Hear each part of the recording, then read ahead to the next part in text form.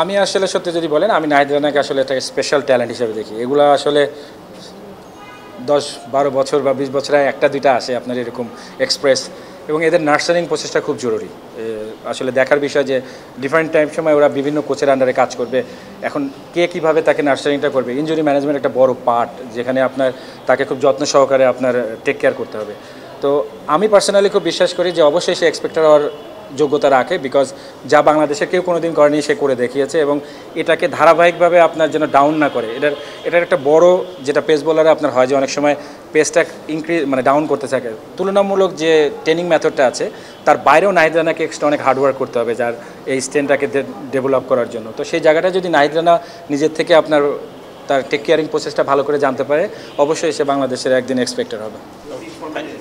3 ফরম্যাটে যেটা আপনি বলেছেন এটা ডিপেন্ড করবে আসলে ওর শরীর কতটুকু নিতে পারে এবং কতটুকু রেডি অবস্থায় তিনি আছেন।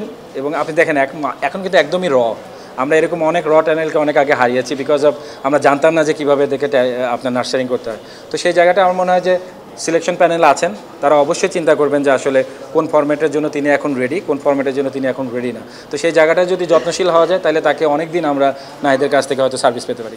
সবসময় আমাদের দেশি কোচরা কিন্তু কিছুটা নেগলেক্ট হয়ে আসছে, এবং আই হোপ যে এই চেঞ্জটা খুব কুইক আসবে। যে আমাদের কিন্তু অনেক ক্যালিবার কোচ রয়েছেন, এবং আপনি যখন আপনার এই সাফল্যের দাবিদার কিন্তু সবাই, আপনাকে হাতুড়িকেও দিতে হবে, আবার আমাদের লোকাল কোচদেরকেও দিতে হবে। জিনিসটা হলো ধরেন ইন্টারন্যাশনাল আপনি যত উপরে যাবেন তত বেশি স্পেসিফিক ওয়ার্ক লোড আপনাকে করতে হয়, মানে পার্টিকুলার সার্ভ করতে হয় এরিয়াতে। তো সেই জায়গাটা আমার মনে হয় যে আমাদের কোচেরাও অনেক বেশি আপনার আস্তে আস্তে আপগ্রেড হচ্ছে। আমরা মনে করি যে আপনি যেটা বলেছেন, যদি ফরেন কোচের সাথে আমাদের একটা করে লোকাল কোচকে আপনার ধরেন কথার কথা যে হাতুড়া যে প্ল্যানিং করে তার প্ল্যানিং ওয়াজ সো গুড, আপনি তার শত্রুকেও জিজ্ঞেস করলে বলবে যে তার planning was so good. But আমাদের যদি কোনো কোচ তার সাথে থেকে এই প্ল্যানিংটা জানতে পারতো, তাহলে ইন দ্য ফিউচার রানে যদি হাতুড়া নাও থাকে তাহলে আমরা ওই জিনিসগুলোকে আমরা অ্যাপ্লাই করতে পারতাম। বাট আনফর্চুনেটলি সেই জিনিসটা আমাদের কালচারে হয়নি। বাট আই হোপ যে এরপর থেকে হয়তো সেই জিনিসটা তার গ্রো আপ হবে, এবং যারা ম্যানেজমেন্টে আছে, যারা ডিসিশন মেকার, তারা জিনিসগুলো অনুধাবন করবেন যে আমাদের আমি অলওয়েজ বিলিভ যে হাত দিয়ে আপনার প্লেয়ারগুলো উঠে আসছে, রাতারাতি কেউ এসে ওই জিনিসটা চেঞ্জ করতে পারবে না। সো আপনি দেশি কোচকে যে জায়গাটায় কাজ করে সেই প্লেয়ারের কাছে ওই কোচটা অনেক মহামূল্যবান, এবং সেই জায়গাটা আমার মনে হয় যে আমাদের দেশি কোচদের অবশ্যই মূল্যায়ন করা উচিত। ওয়ালটন এয়ার কন্ডিশনার এক্সচেঞ্জ অফারে স্প্লিট এসিতে 23,000 টাকা পর্যন্ত নিশ্চিত ছাড়। এবাদতকে আমি অনেক কাছ থেকে এবং খুব আগে থেকে চিনি। আমি যখন সিটি ক্লাবের হেড কোচ ছিলাম দ্যাট টাইম সে আমার ওখানে ছিল, এবং ইজ এ চ্যানেল ছিল যেখান থেকে আপনার ইমরান স্যার তাকে পেসারহান থেকে আপনি নিয়ে এসেছে।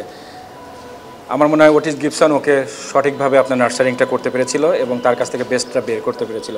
বাট ইনজুরি যে কোনো সময় আসতে পারে। ইনজুরি থেকে এখন যে অবস্থায় আছে এবাদতের, আপনার যে শাইনেসটা এখন স্টিল সামান্য জায়গায় আপনার তার কিছু গ্যাপ রয়েছে, বাট এটা ব্যাক করবে কিন্তু খেলতে খেলতে, এবং ট্রেনিংয়ের পাশাপাশি তার ম্যাচ খেলার ব্যবস্থাটা অবশ্যই করতে হবে যাতে তিনি তাড়াতাড়ি ম্যাচ ফিটনেসটা ব্যাক করতে পারেন।